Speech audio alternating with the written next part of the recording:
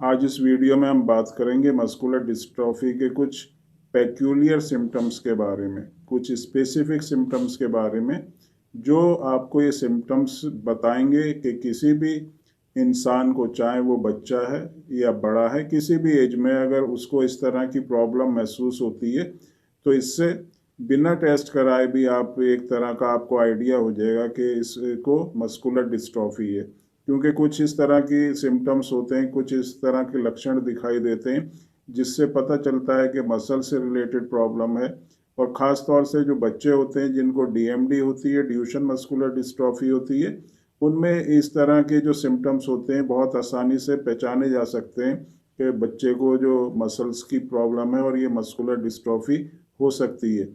जो पहला सिम्टम होता है, जो बच्चों में ख़ास तौर से हम बात करें, अगर बच्चों में जिनको ड्यूशन मस्कुलर डिस्ट्रॉफी होती है तो उनको स्टार्टिंग में ही प्रॉब्लम आपको इस तरह की लगेगी कि बच्चा जो है जब बैठ के उठेगा तो उसको उठने में प्रॉब्लम होगी।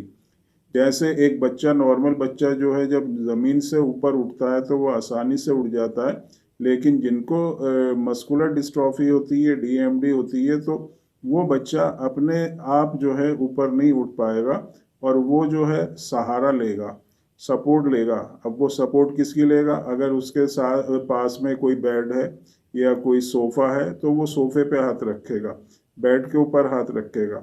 अगर वहाँ पर कोई दूसरी चीज़ नहीं है तो वो ज़मीन पे हाथ रखेगा। और अगर ज़मीन पे भी वो हाथ नहीं रखता है तो जब थोड़ा उठ सकता है तो उसके बाद घुटने के ऊपर हाथ रख के सपोर्ट लेके बच्चा उठेगा।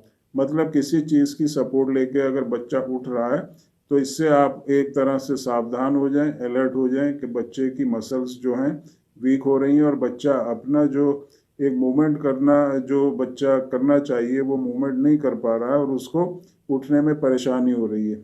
दूसरा जो सिम्टम होता है डीएमडी मस्कुलर डिस्ट्रॉफी का, और बच्चों में ख़ास तौर से, वो ये कि बच्चा जो है एड़ी उठा के चलने लगता है। बच्चा एड़ी उठा के जब चलेगा और पंजे के ऊपर चलेगा, इसका मतलब जो उसकी जो पैर की जो मसल्स हैं वो श्रिंक हो रही हैं, सिकुड़ रही हैं, जिससे बच्चा पूरा पैर जो है, पंजा अपना नीचे ज़मीन पर नहीं रख पा रहा है और वो पंजे के ऊपर चल के चलने की कोशिश करेगा, एड़ी को उठाएगा, जिससे उसको थोड़ा रिलीफ मिलता है। तीसरा जो बहुत ही इंपॉर्टेंट सिम्टम है डीएमडी ड्यूशन मस्कुलर डिस्ट्रॉफी का, वो ये है hypertrophy of the calf muscle.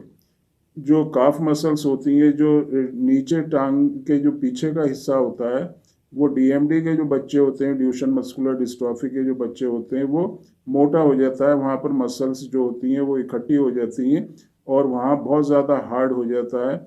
इस तरह जैसे एक पत्थर होता है, इतना हार्ड वहाँ पर हो जाता है। मसल्स जो है डेड होके, श्रिंक होके, सिकुड़ के इकट्ठी होने लगती हैं और वो एक पत्थर की तरह हार्ड स्ट्रक्चर बना लेती हैं। ये भी एक सिम्टम होता है डीएमडी या मस्कुलर डिस्ट्रॉफी का। और इसके बाद एक और जो सिम्टम होता है वो होता है आपका कि बच्चा चलते चलते गिर जाता है। जिन बच्चों को ड्यूशन मस्कुलर डिस्ट्रॉफी होती है वो चलने से या कहीं ऊंचा नीचा कहीं पर भी आएगा तो वो गिर जाएंगे। तो ये चार तरह के सिम्टम अगर किसी बच्चे में दिखाई देते हैं तो इसका मतलब उस बच्चे को मसल से रिलेटेड प्रॉब्लम है। और हम 95% या 90% तक कह सकते हैं, अगर ये चार सिम्टम्स दिखाई दे रहे हैं, कि बच्चे को मस्कुलर डिस्ट्रॉफी है।